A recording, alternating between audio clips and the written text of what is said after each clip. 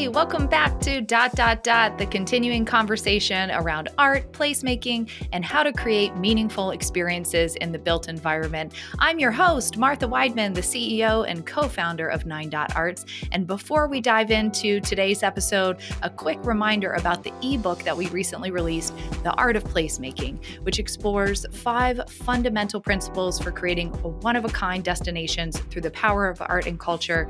For a free download, go to 9.arts.com/placemaking. Today, I'm thrilled to introduce Rodney M. Milton Jr., the Executive Director of ULI, the Urban Land Institute, Colorado. I met Rodney on an urban exploration trip to Mexico City, and we got to experience some of the highlights of one of the most amazing cities in the world. Rodney is an excellent guest to talk about placemaking and urban planning because he has studied building healthy places, supporting cities through growth and change, and equitable urban planning and community development. So throughout this episode, listen for some really incredible topics. He talks about the city as a solution, a city being regenerative so that it can help communities overcome challenges, grow, and thrive into the future. He also talks about best practices in city planning, from affordable housing to community retention and civic leadership. And then he'll speak about uplifting a city's assets and removing barriers to connectivity. I'm thrilled to have him on the show today. Take a listen. Hi, everyone. Welcome to I'm excited today to have on the show Rodney M. Milton Jr., the Executive Director of Urban Land Institute, Colorado. Rodney, thank you so much for being with us today. Martha, thank you so much for having me. It's good to be here. I'm so glad that you're here because I think our listeners are really going to enjoy your perspective. You've had your hand in urban planning from, so many different cities across the United States. So I think your perspective and your vision for how we can build better cities in the future is really important and impactful for how we think about the future growth of great urban places.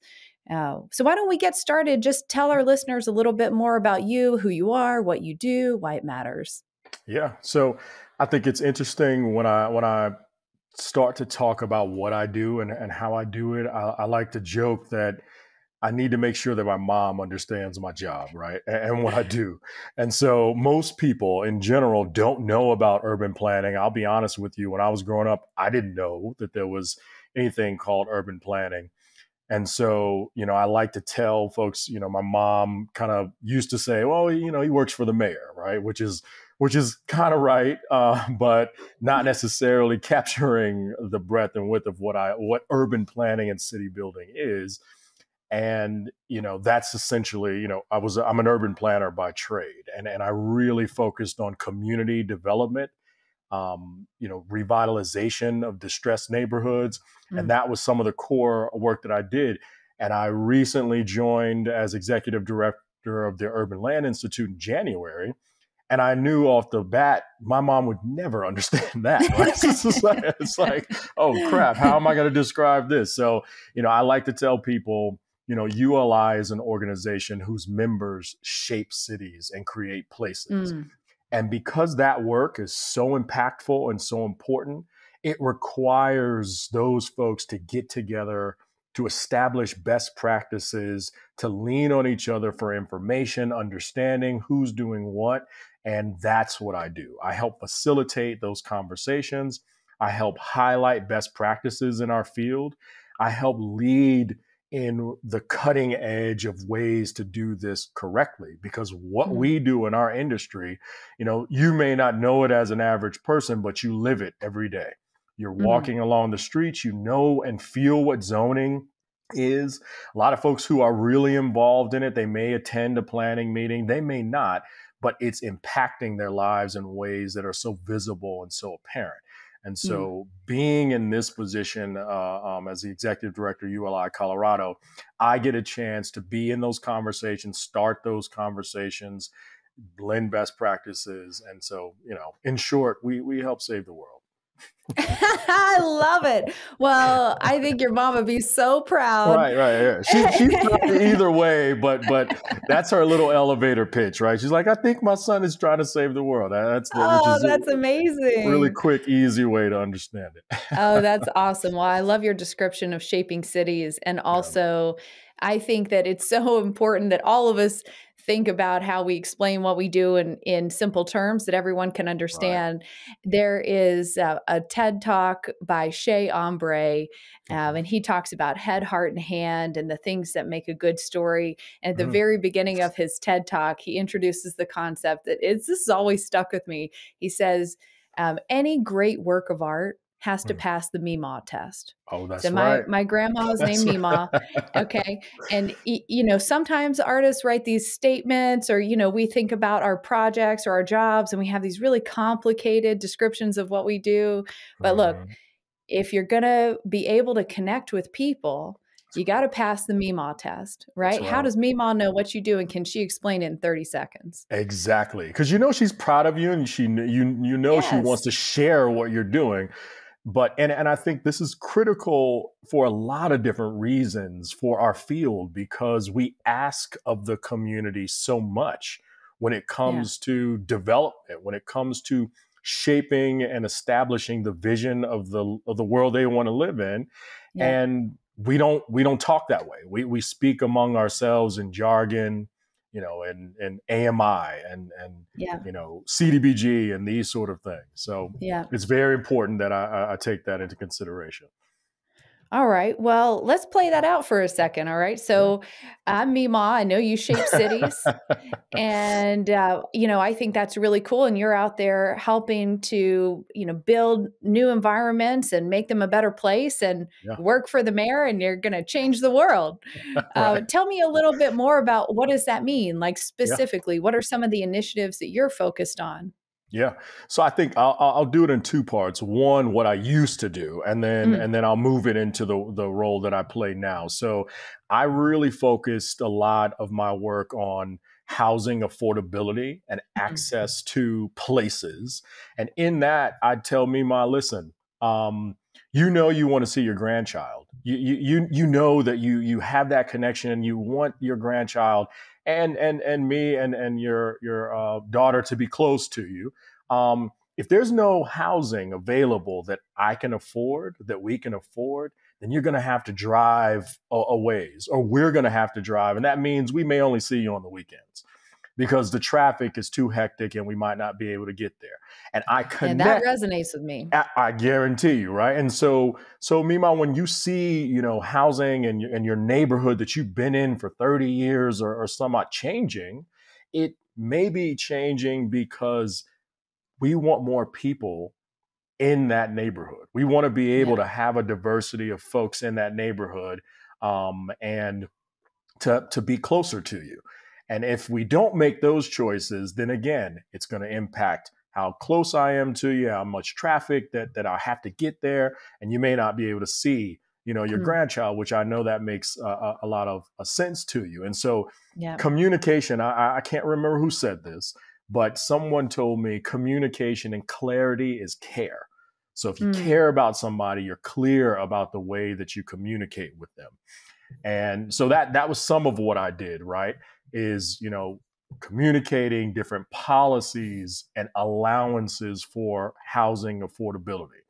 Now, mm, when it comes to the funding of that, we obviously used, federal dollars, community development block grants, mm. low income housing tax credits. You see how I'm saying it out instead of Yeah. LIHTC, right? Yeah. So, and I was a community planner, Mm, which meant I was in the neighborhoods that I was serving, mm, communicating these concepts.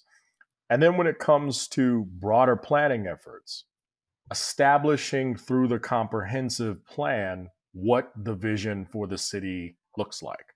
How mm, do you accommodate the growth of the city? And in this case, the city that I was planning for was the city of Atlanta. I mhm, was a city planner for almost a decade in the city of Atlanta. I had the opportunity to work initially with nonprofits redeveloping Pittsburgh neighborhood in Atlanta, which was a distressed community.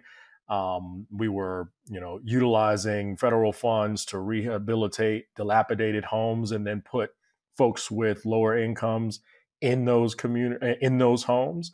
Mm. I did that kind of work for a little bit.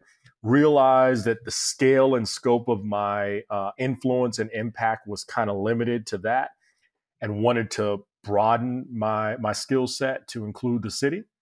And so we wrote the comprehensive development plan for the city of Atlanta. When the Braves left Turner Field, Wow. we helped, The pivotal project moment. manage it. Oh yeah, and if you can imagine, the communities that had been there before that were promised certain things around the development of the stadium were skeptical, mistrustful, and wanted to make sure that they could gain from the transition, which is an important thing, because when you talk about community change, there's a way that you can do that right, and there's a way that you can do that wrong. And so equitable development, that was my first introduction into neighborhood change from an equitable standpoint, meaning you're being thoughtful about those folks who may be most vulnerable to change. And everyone has the same kind of opportunity. Correct. Well, if you can imagine, who's excited about the change when it comes to neighborhood transformation or just growth? All neighborhoods change. They either grow or they shrink, or they stay, somewhat stable over time, but there's always some level of transition. And who's excited about that? If investors are excited about it, if investors are seeing the value in it, then it's important to make sure that the community that's there is excited about the change. And how do they get excited? They're not afraid of the change because they can take advantage of the new park or the new grocery store or the new whatever it is. If they're in a position to take advantage of those amenities, the fear of gentrification, the fear of displacement can be met with action, right? And so those types of initiatives are what I used to, do. And I did that for the Atlanta Beltline after I left the city of Atlanta. I was excited to join the Atlanta Beltline because it was the biggest transformative project for the city. And I was there for about a year before my wife turned to me and said, "Remember 10 years ago when I told you that I wanted to move to Denver? And I love that city." Well, I've made it happen. And so I got back to my roots, which I grew up here in Denver. Well, what's cool is that, I mean, the things you put in place in Atlanta are still taking shape. They're still shaping the city today. And the Absolutely. Beltline project is, opening up opportunities and entirely new neighborhoods. Yeah.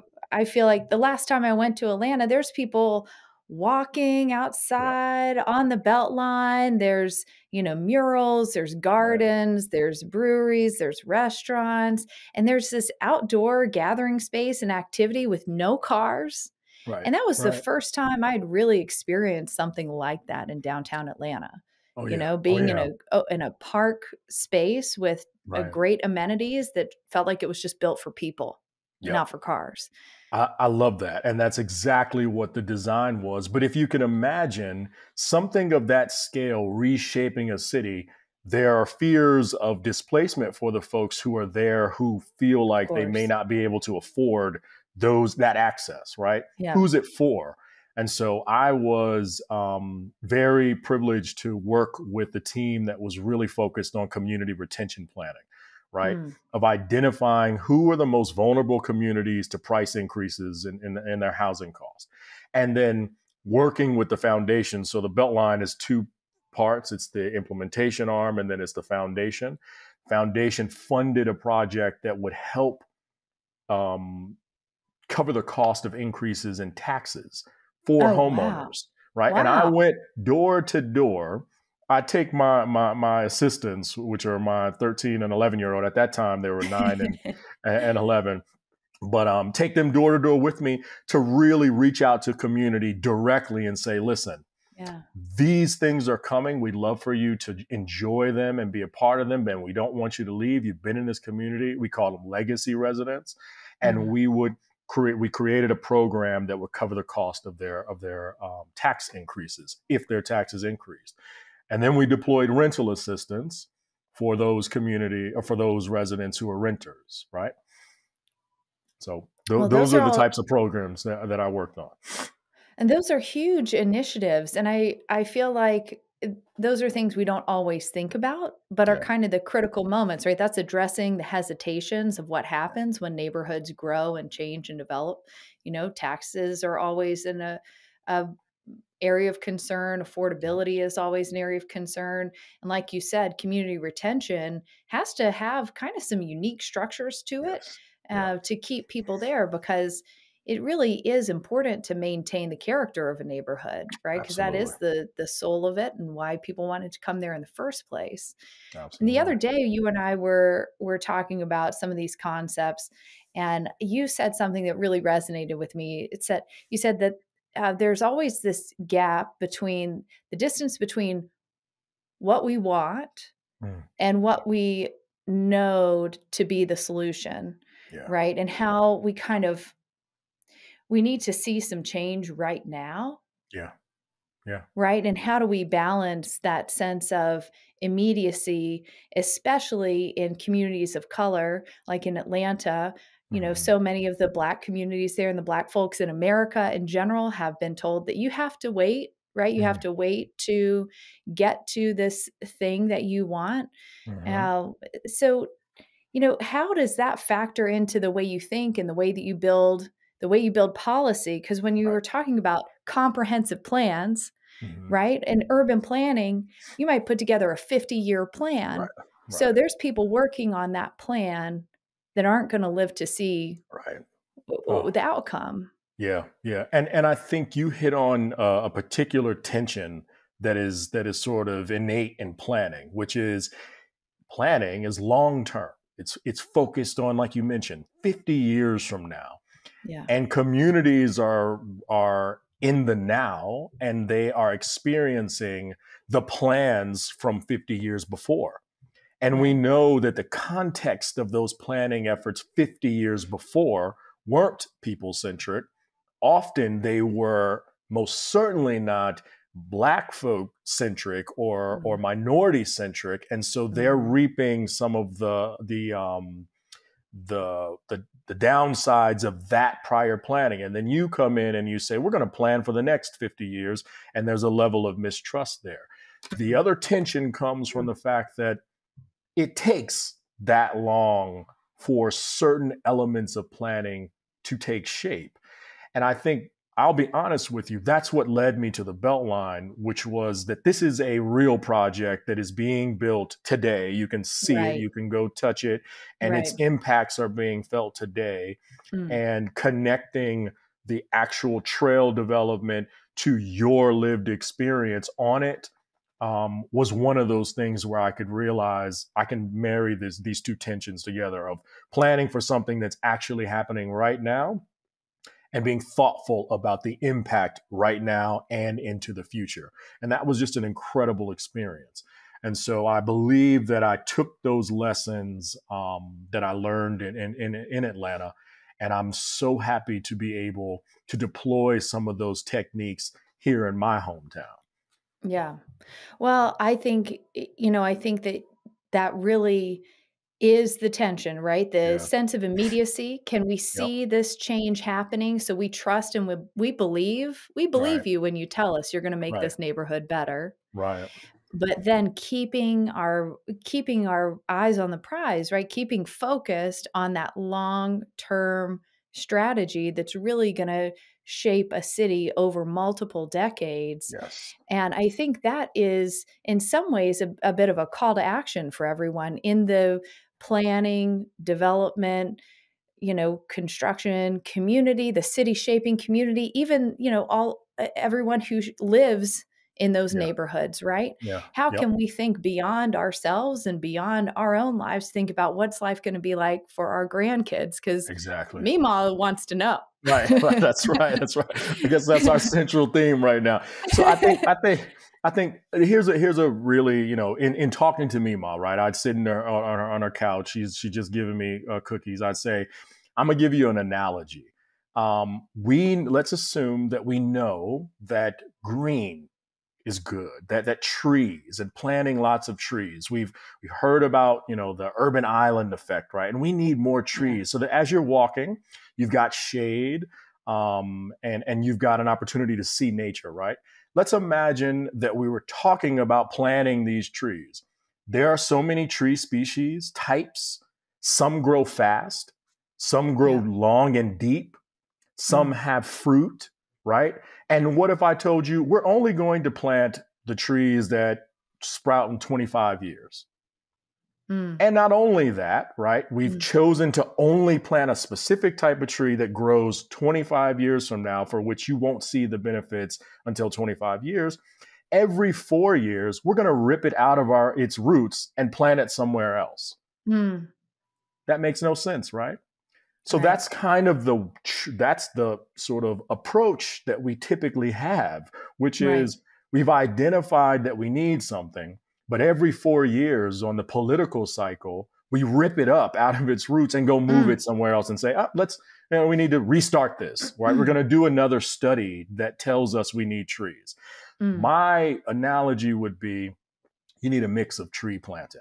You need a diversity of trees. You need some that go fast, that can feed people right now. So let's sprout some fruit trees and that is the analogy I develop for folks in terms of housing, right? Right. We get a silver maple and we get a peach tree, right? That silver maple is going to grow fast and that peach tree is going to give you fruit in 20 years. Exactly.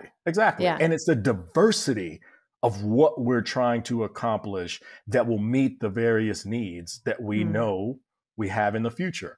And it's that type of approach that I think I look towards in terms of informing the public as to what the centrality of planning really is. It's identifying where it makes the most sense to do what things. And I'll tell you, that comes along when you have a cohesive vision for what type of city do you want? Right. What type of neighborhood do you want? And that's the reason why in this position in ULI, Colorado, and ULI in particular, we get an opportunity to lay out from all different cities, like what the best ways of doing this is. And I can't believe that this is my job. Now, how do you get the community involved when you're thinking about a vision for what a city is, right? Where are the moments, how do you get all the voices in the room? How do you think about that? Yeah, that's a fantastic question, because it's taking advantage of the structure of planning, right? So there's a typical structure of planning where you get involved at either the overall neighborhood planning stage, and I know in particular the city and county of Denver has really been looking towards neighborhood plans, where the neighborhoods have a say in sort of shaping the future and destiny and vision for what they want their neighborhood to be. So that's one way. Another way, and I think it's a little more challenging, is from the project level, where folks are weighing in on a particular project. The challenge with that part is when you're weighing in on a particular project, you may only be focused on your block. You may only be focused on your neighborhood.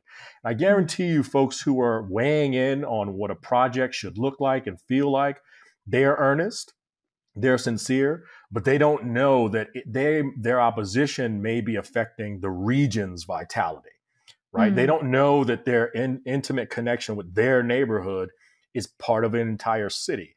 And so when it comes to connecting those dots of your block, your street, to the region's vitality, that's where a city vision comes into place. That's where leadership has to step in and say, collectively, we want this type of city. And these choices are the things that we need to make. And it's a challenge. Again, there's tensions in both of those.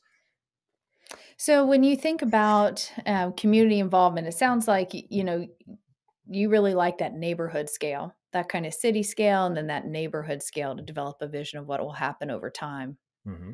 Yeah. Well, I would tell you, I like that. I think it starts regionally first, because we're regionally connected. Our jobs are, regional in impact. And the way we move around is regional, right? So if you ask the typical citizen, they may not be able to tell you what neighborhood or what, zip code they're in, but they know what city they're in. And so we have to make sure that we scale things in terms of the region first, then the city, then your neighborhood, and connecting those dots, because decisions that you make on one level or another impact the rest, either positively or negatively. And we were talking about some things in our current system that almost sometimes feel backwards, Right. because what you described is going, from really big regional level to the city level to the neighborhood level. But I feel like a lot of times we're asking people, excuse me, to get involved, share their ideas on the project level, Right. right? And Right. that's almost, you got blinders on at that Right. point. Exactly. Exactly. And there's a consequence again to the interaction at that scale and that level, because time, and I represent, my ULI is comprised of developers, of planners, of architects. We got a really broad tent, and the developers will tell you time is money, and they're taking a risk on the development. And you can actually, when you delay the project, that can impact the affordability, right? Yeah. And so that tension, Hmm. again, it's these contradictions and tensions where in between those lies some of the sort of where we need to be focusing our attention. And so if communities can understand the relationship between the project and the city's vision and the Yeah. region's vitality, that can allow for them to have a larger picture than just what's in front of them on their street, on their block, Yeah. right? And it's a I challenge. It is a challenge, and I like where you're going with this. When you think about you hear time is money, and that's very much, I feel like, a cultural kind of American standpoint. Yeah. But how do we get people to think bigger and beyond, Mm. right? And get a little bit of both, like you said. Yeah. I was so intrigued by a recent podcast I listened to that talked about Gert Hofstadter, who Yes. researches these 6 dimensions of national culture, and it Hmm. measures character, value systems of different countries. And in that research, the US ranks 99 in independence. Yeah. Yep. Shocking. Right. Right. Right. And Right. right, and then high in comfort and in ambiguity. So Right. we're very creative. We wanna do something ourselves, we value independent thought Right. and things that are unique and driving new ideas forward. That's seen as Right. a high value contribution in Yes. our culture. So it means we're really open to new ideas. We're really open to innovations, and let's use that to our advantage, right? In Yeah. the public and private sector. So that's, I feel like, where we get a lot of these, small pilots that can Hmm. Hmm. hopefully lead to long-term change because we're willing to take a risk. Yeah. But the key is that, let's take we get that short-term focus. We can get Right. everyone bought into that idea.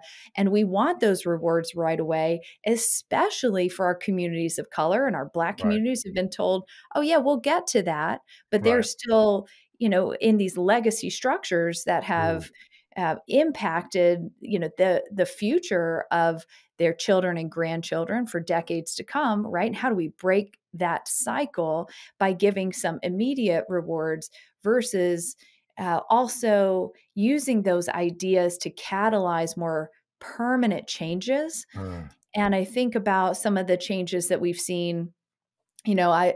I'm sure it's every planner's dream to think about the Scandinavian countries and Right. Copenhagen, where everyone's on a bicycle. Right. Right. But Right.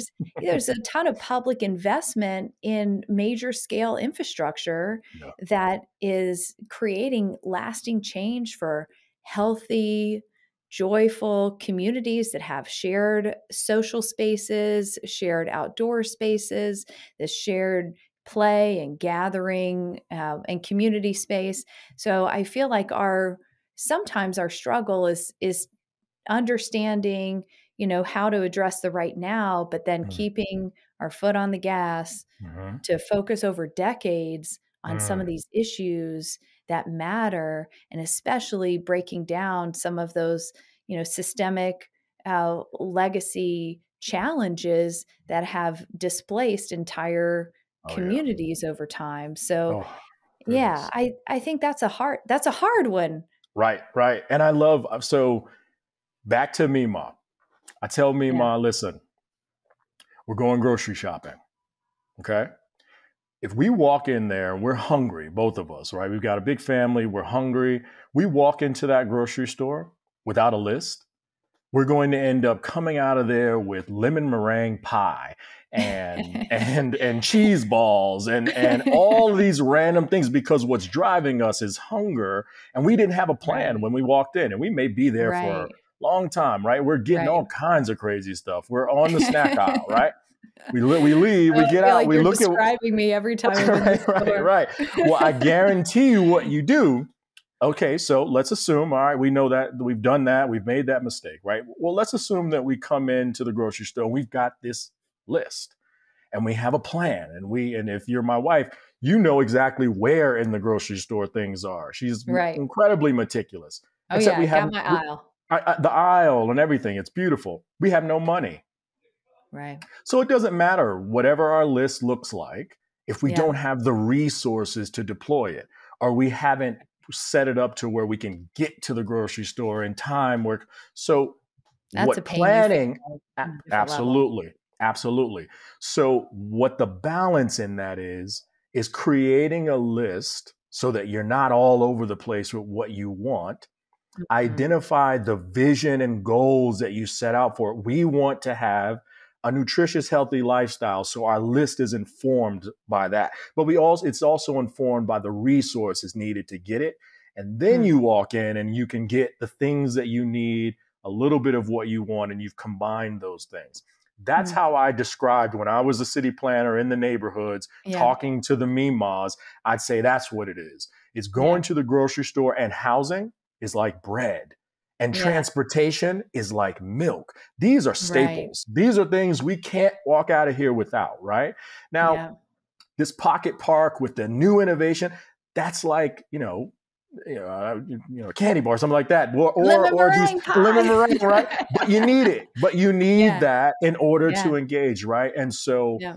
that's kind of the way that I used to describe the planning process. Is the Yeah. planning process, you can have a plan without resources, that plan's not going to work. You can have Yeah. resources without a plan, those resources will be squandered on things that don't add value to the life that you want to lead. And so Right. at the core of that is that vision. What kind of city, what kind of neighborhood, and what kind of citizenry do we want to be?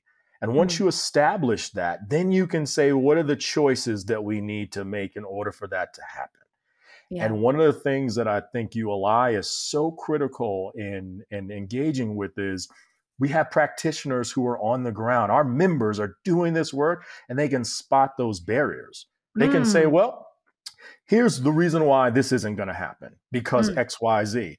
And we can come in and say, let's examine that problem directly through our technical advisory panels or through, engaging with members who are specialists in that area, and they can Mm. deconstruct what can enable things to happen. Often it's not the list. Often it's the implementation of certain things, right? It's why those ideas can't be realized in the built environment, why the Mm. obstacles to, you know, green, net zero. What are those obstacles in implementing those things? It may be capital. It may Yeah. be, expertise and the capacity of staff or the capacity of builders. So we try to lend expertise to enabling things to happen towards Mm. an established vision for the city and what you want from it, right? Mhm. Well, I feel like what you're describing is planning as, kind of helping us form our vision and our ideas and agree upon what are those, core values and those what's our North Star over Yeah, time. yeah, And you told me the other day that the human urge to connect is our yes, superpower, that is right? correct. And so if we Yes, can connect on those things and agree on those things that we all want for generations to come, and these are pretty basic human things, right? Who doesn't absolutely. want green space? Who doesn't Yeah, want affordability? Who doesn't want amenities like childcare or school or hospital or grocery store in their neighborhood? That's right. Those are kind of things that, and in some ways, are universal to the human experience. Absolutely. Absolutely. And I think, you know, I think thinking in terms of the city as the solution, the city Mm, as the means by which we solve a lot of these problems. Often, when we're talking about climate change, when we're talking about housing affordability, placemaking, and the like, the city as the solution. mm, Again, we had a fantastic love that. conversation, and I quoted one of, he's a city scientist, if you will, Luis Betancourt, and Yeah. he described the analogy of a city is like the sun. It's like a reactor. Mm, It draws people in, it brings people, and through those dense interactions, you get novelty, you yeah. get new things, you get solutions, you get all of these things from a bunch of strangers getting together. And I think that's part of what makes me love city planning. It makes me love the work that I do. It makes me feel like this type of work in the space that I'm in is truly like, saving the world. It absolutely is. Yeah. And I love that description, the city like the sun, that means innovation and Yeah. technology and all those things that kind of keep it fresh. And Yes. it Yeah. makes cities somewhat, it's regenerative, right? Yes. So you're going to Yes. have those stable visionary principles, but making sure that those principles are core, that might last 50 or 100 years, right? Hmm. And then innovations are going to come along and keep it interesting so that you have this great multi-generational That's uh, right. interest in cities over time. So if you're thinking about the city as a reactor and a Mhm, connector and bringing mhm. people together, your goal then should identify all the ways in which those things can't happen, right? Right, So if you have barriers like highways cutting through neighborhoods, that right. creates less of an opportunity to connect. Yeah, If you have no places for young folks who are graduating high school, want to be in mm, trades, or graduating college and want to stay in their neighborhoods, if yeah, there's no place for them to go, that's a barrier for them to connect and build networks, right? And right. so that's how I approach city planning and city building, where the future is built is our tagline, right, for ULI. Mhm. That's the way that we're imagining that. We just did a technical advisory panel on Spear Boulevard. Spear Boulevard is a perfect example Yeah, of a somewhat of a highway running through the middle of downtown that's separating Auraria campus with over 40,000 students from downtown. yeah, Imagine the level of connectivity that right. could imagine the level of Yeah, interactions that could yeah. take place if we remove some of the barriers to interactions, right? Mm. And so that's what guides a lot of the ways in which, I imagine what city planning is and urban planning is removing those barriers to connectivity, right? So walk us through what that looks like. Kind of paint us a picture. Yeah. How do Yeah. you Yeah. change? So in Denver, you've got Spear Boulevard. It's this big barrier. It's kind of separating two major neighborhoods. Yeah. Yeah. So how do you go about shifting that? Well, I think first and foremost, I think the city has done a great job of identifying what the problem is and bringing experts to give recommendations for what a vision could look like. Right. So Hmm. first of all, you have to establish a visual and a vision to then socialize that, to make sure that all the folks who are involved in making something of that drastic, that Yeah, transformative change, they have to yeah, buy into it because they can see it. yeah. So if you close your eyes and someone says, "Yeah, we're going to, shrink Spear Boulevard down to 2 lanes or 1 lane or 3 lanes or whatever it is, open the amenity of Cherry Creek and make it Right. accessible," if they close their eyes and they aren't and that vision isn't matched by some, vision of what it could be, they may think, Mm. well, you're trying to stop traffic. I drive through that neighborhood. I drive through there all the time. It's my through three-way. You're gonna ruin that for me. Yeah. However, if I can show you, and this is what that report, which is coming out soon, has tried to do, is establish the means by which you could make that an amenity space. Keep in mind, Auraria campus is about to go through a master planning effort to Mm. densify and really try to bring more students. They just CU Denver, or University of Colorado Denver, just put more students on the campus with a 500 residential hall, Wow. putting more people down in that area. Ball Arena is being Yes. Huge not, River transformation. Mile. All of these transformations are all Hmm. driving towards connectivity. They won't be materialized if they can't connect to that downtown. And so establishing that as a vision Yeah. and then working through what the barriers might be is the way that you go about realizing something as transformational as that. And that's what Hmm. ULI has tried to do, is try to say, this is a path forward. Now, it's not Mm. the path forward. It's one path forward that can inform all the stakeholders into the direction that you want to take. And along Mm. that direction, it could, take multiple forms, right? But that's essentially what that report has done. And that's the value add that we bring to the table. Mm. Socializing those ideas seems very important. So you get Absolutely. community buy-in Yep. and really underscoring that things just can't stay the same, right? That's just not that's not human. We're Yeah. human and things change over time.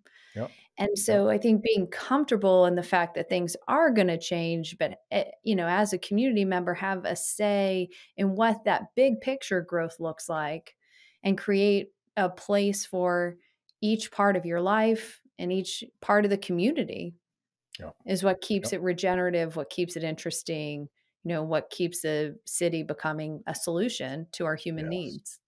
I love it. I love it. Absolutely. So tell us a little bit more about where we are today in Denver, because we're kind of in this Mhm. interesting time where so many shifts are happening Yeah. in the leadership of our city. Yeah. And, there's a moment right now where it feels like we're on the cusp of a number of new leaders, including you.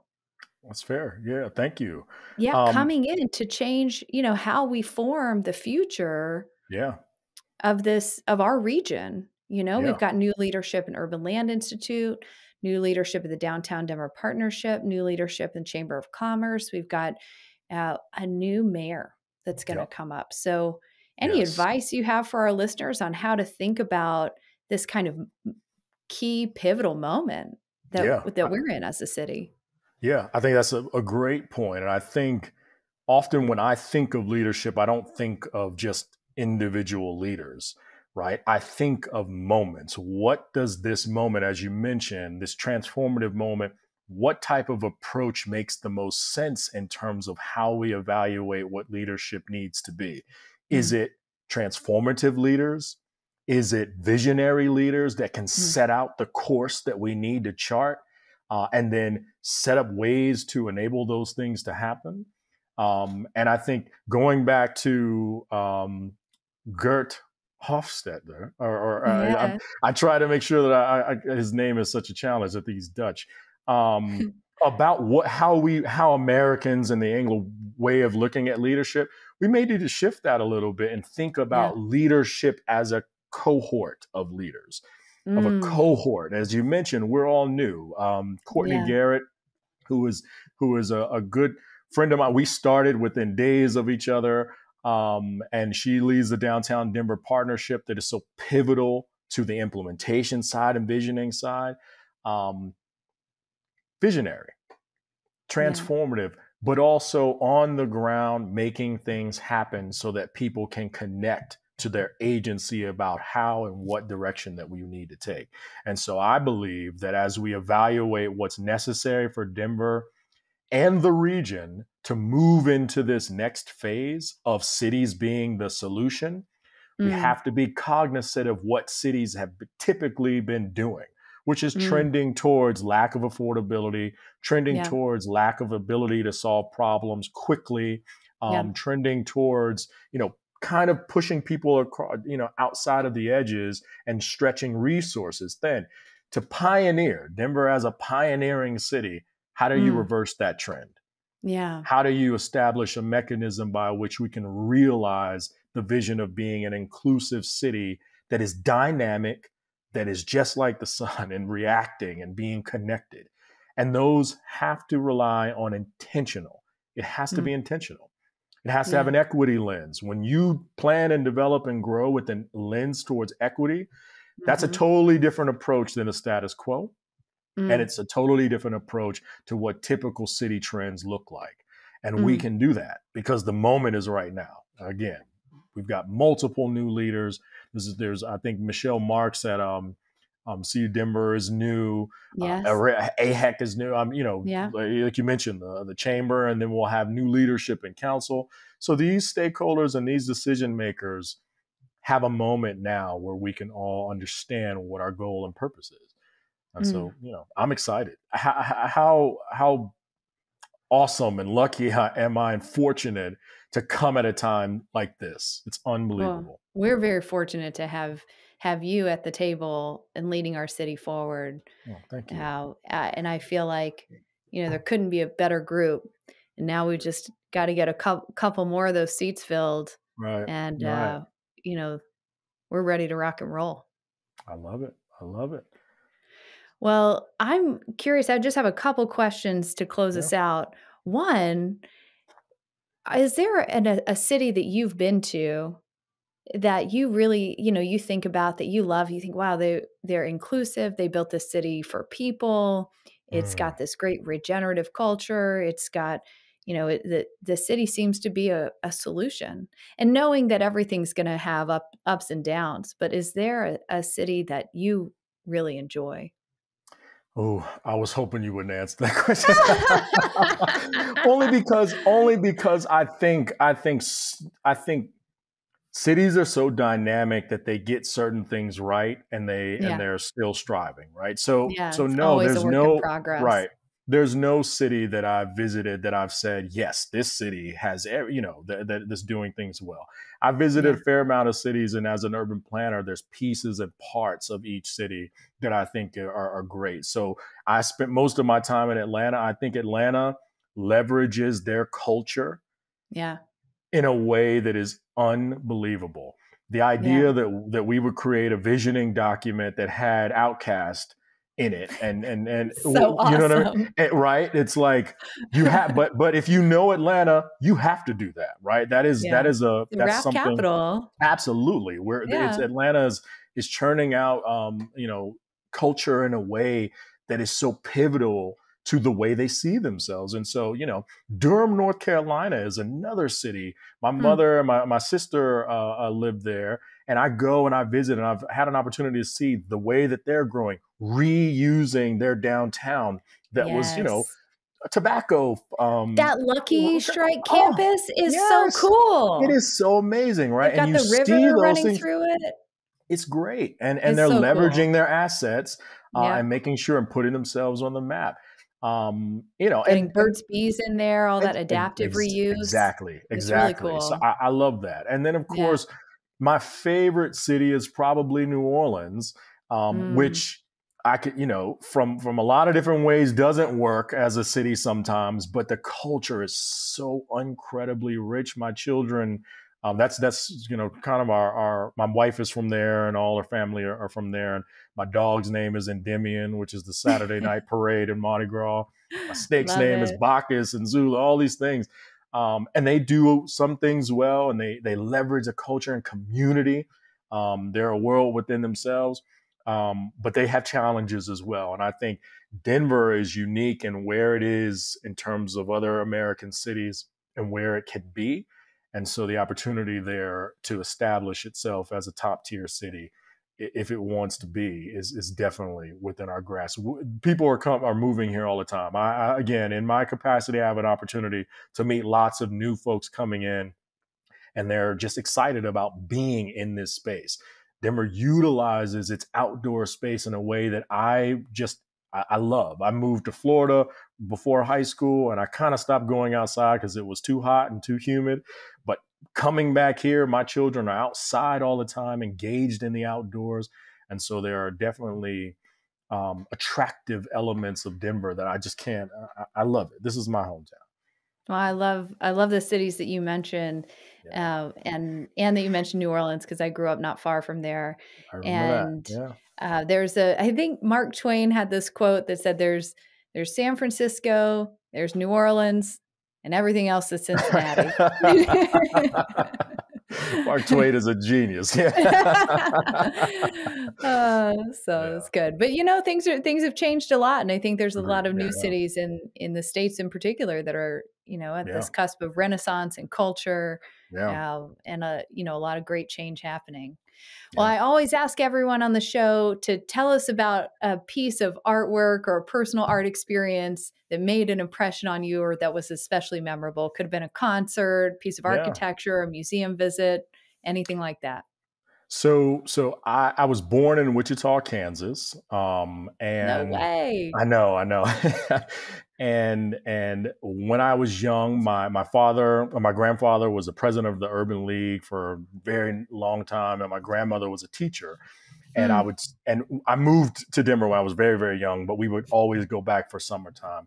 And my grandmother took me to an exhibit of Gordon Parks. mm, And that just had such an impression on me of the way that Gordon Parks captured the South, captured, yeah. Black folks in their just lived experience of seeing what it was. I think that made just an incredible impression on me of seeing, my great grandfather, or what I would imagine my great grandfather doing, or my Mm, aunts and uncles doing, and seeing us in pictures, black and white or in color. I think he just had a remarkable impression of me. I can close my eyes and I can see his face, mm. and I can see the pictures that he took, and just the impact. And I just remember my grandmother telling me that he's one of our, like, pay attention to him. And so I'd say Mm. anything by Gordon Parks just resonates with me. Oh, that's amazing. And it's cool that Wichita had that show there that you could go see that, and Yes. experience that as a young Yeah. person. Yeah. There's actually cool things happening in Wichita. They've got the river going right through the city, this awesome Yeah. river walk, the Keeper of the Plains sculptures, home of Mhm. aviation. Mhm. So, well, that's cool. I learned something new about you today. Well, we're lucky to have you in the city of Denver, Rodney. Thank you so much for Yeah. being on the show. If our listeners want to learn more about you, follow the work that you're doing, where can they find you? Yeah. So if you just, look at our website, ULI Colorado, or you can tap me on LinkedIn, Rodney Milton, or Rodney M. Milton Jr. You can find me there. And if you are, following along, you'll see me joining a lot of boards, and I'm really trying to get involved and connected and be a pillar of this community, and really be involved. So that's where you can find me. All right. Y'all find Rodney M. Milton Jr. there on LinkedIn. Check him out. Watch what he's doing. Rodney, thank you so much for leading the charge on where the future is built. Thank you Yes. for sharing more with us today about how to make the city a solution. It's been Yes. truly enlightening to hear how we can build these regenerative, catalysmic cities. And I appreciate your time so much. And I feel so grateful that we have you leading Urban Land Institute Colorado. So thank you so much for taking the time today. And we will include links to all of those great stories that we referenced and the websites in the show notes today. And you can check that out. You can hear the story about Meemaw, so y'all know we're not crazy. There really is something to that. So thank you so much, Rodney. It's been a pleasure. Thank you so much, Martha. It's been a pleasure. Well, thanks again for tuning in to ... For more information about our guests and links to what we chatted about today, check out the show notes at 9.arts.com/podcast. And to keep up with our latest episodes, be sure to subscribe to 9.arts on YouTube, or subscribe to ... wherever you get your podcasts.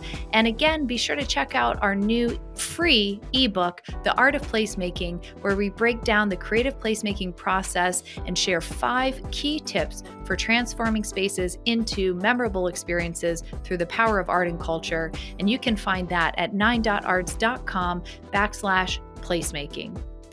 If you're looking to transform your next project with art, go ahead and email us at letstalk@9.arts.com.